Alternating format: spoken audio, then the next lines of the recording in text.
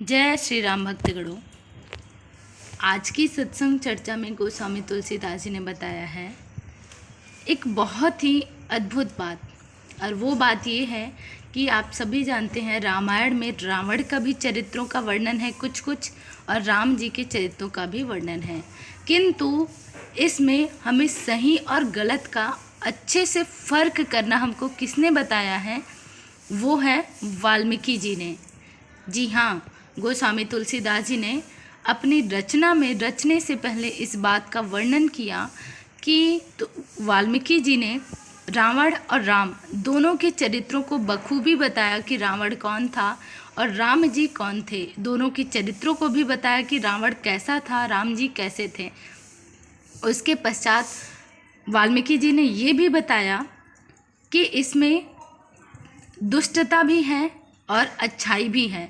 दोनों में से हमें क्या चुनना है और क्या नहीं, ये आज हम अपने ऊपर छोड़ देते हैं।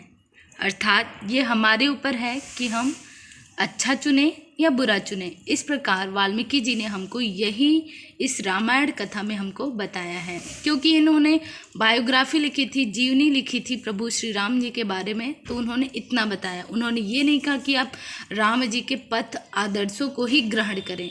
उन्होंने ये भी नहीं कहा कि रावण से ही कुछ सीखें। उन्होंने ये कहा है कि दोनों चरित्रों में से आपको कहीं न कहीं कुछ न कुछ तो आपको जो भी सीखने को मिला होगा वही आप सीखें।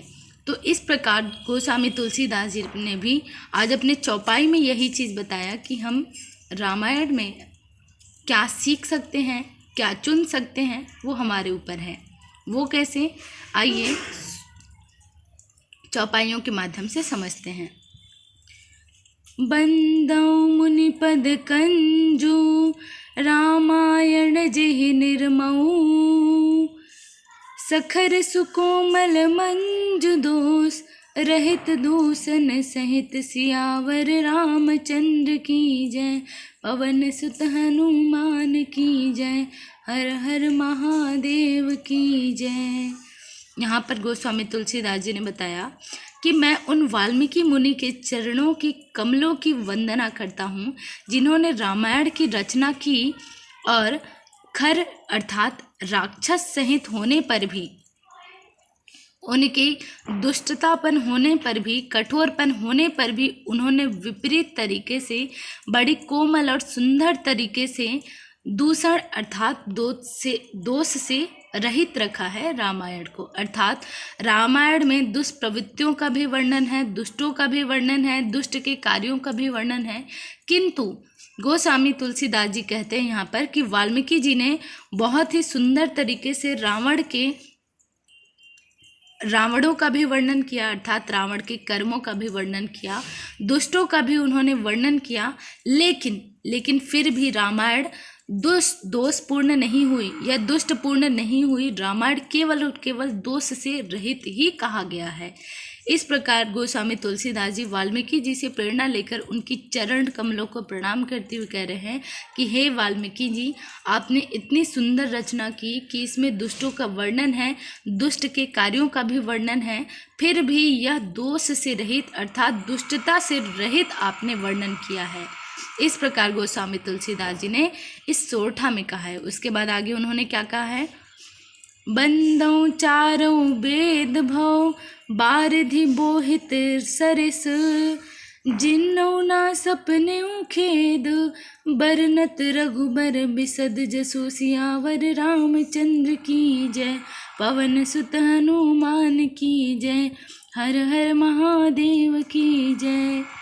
यहाँ पर गोस्वामी तुलसीदास जी ने बताया कि मैं उन चारों वेदों की वंदना करता हूँ जो संसार समुद्र के पार होने के लिए जहाज के समान है, तथा जिन्हें श्री रघुनाथ जी का निर्मल यश वर्णन करते स्वप्न में भी थकावट नहीं होता।